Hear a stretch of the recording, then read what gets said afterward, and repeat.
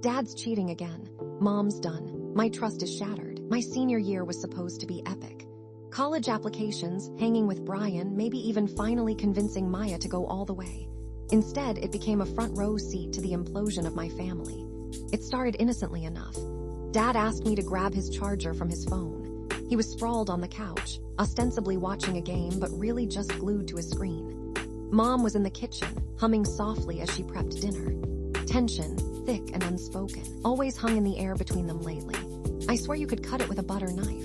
I picked up his phone and a notification popped up. A message from Jess read, "Can't wait to see you tonight, handsome."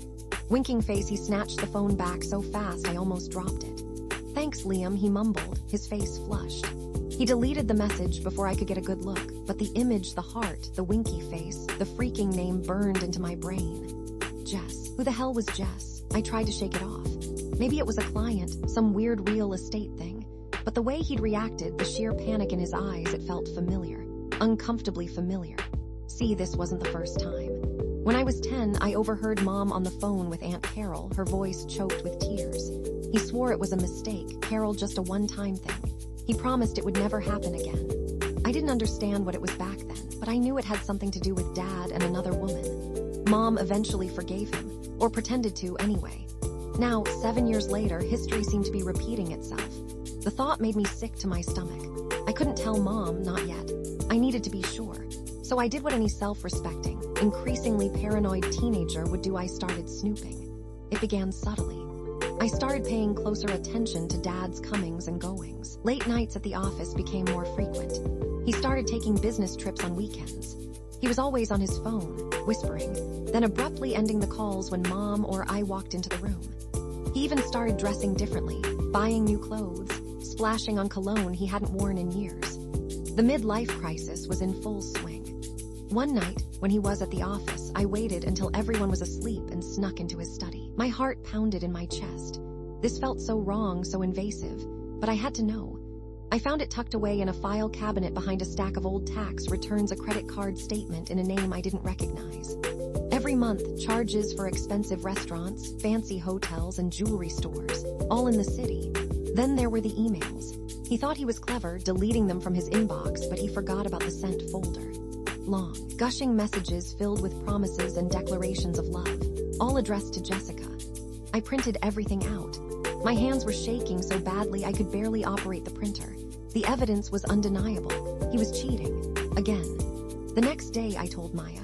We were sitting in her car after school, overlooking the football field. The cheerleaders were practicing, their shouts echoing in the crisp autumn air. But I couldn't focus on anything but the knot in my stomach. "He's doing it again, Maya," I said, my voice barely a whisper. "He's having an affair." She reached for my hand, her eyes filled with concern. "Oh, Liam, I'm so sorry. I don't know what to do," I confessed. "I can't keep this to myself, but I don't want to hurt Mom." "She deserves to know," Maya said firmly. "She deserves to know the truth." That night, I confronted Dad. I laid the printed emails and credit card statements on the dining room table. He stared at them, his face paling. "Where did you get these?" he demanded, his voice low and dangerous. "It doesn't matter," I said. "What matters is that you're lying to Mom, you're lying to all of us." He tried to deny it, of course. He called me a liar, accused me of invading his privacy, said I was just trying to cause trouble. But I stood my ground. I recited lines from the emails, described the charges on the credit card statement. He couldn't deny it anymore. "Okay, fine," he finally admitted, his voice defeated. "But it's not what you think. It's complicated." "Complicated?" I scoffed. "You're sleeping with another woman, Dad. How is that complicated?" The argument escalated quickly. We were shouting, yelling, throwing accusations back and forth. Mom came running in from the kitchen, her face etched with worry. "What's going on?" she asked, her voice trembling. I looked at her, my heart breaking.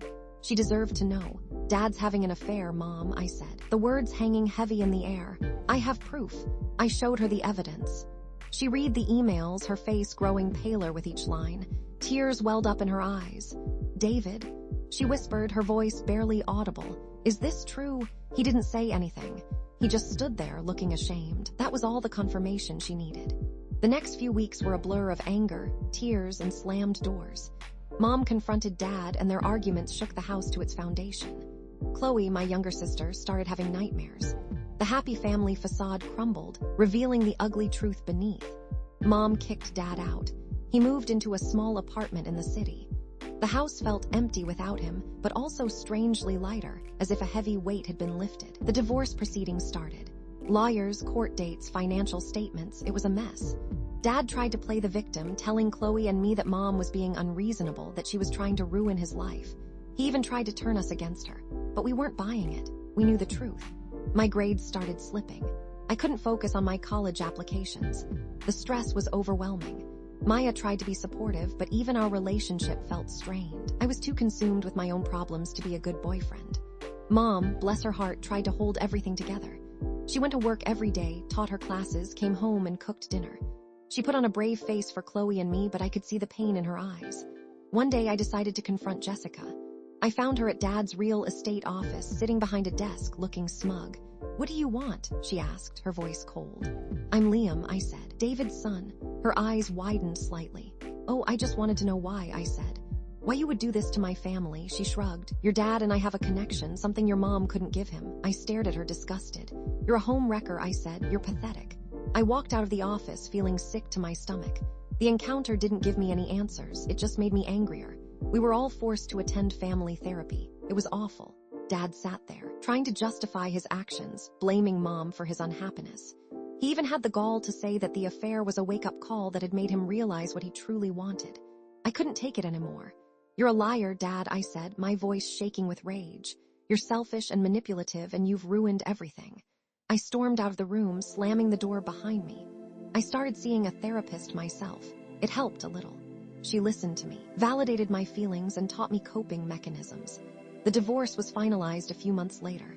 Dad moved into a smaller apartment, and Chloe and I started splitting our time between our parents' houses. It was a new normal, but it was far from normal. Graduation day arrived. I was accepted into a college a few states away. I needed to get away to start fresh. Dad came to the ceremony. He tried to talk to me afterward, but I kept my distance. "I'm proud of you, Liam," he said, his voice strained. "I hope you can forgive me someday." "Maybe," I said, "but it's going to take a long time." Mom hugged me tightly. "I'm so proud of you, sweetie," she said, her eyes shining with tears. "You're going to do great things." As I drove away to college, I looked in the rearview mirror. I saw my mom and Chloe standing on the curb, waving goodbye. I also saw the reflection of my old life, the shattered pieces of my family. The road ahead was long and uncertain, but I knew one thing: I was strong enough to face it. I had survived the implosion of my family, and I was determined to build a better future for myself. A future where trust meant something, and where I never repeated my father's mistakes. The scars would remain, a constant reminder, but they wouldn't define me. They would simply be a part of my story.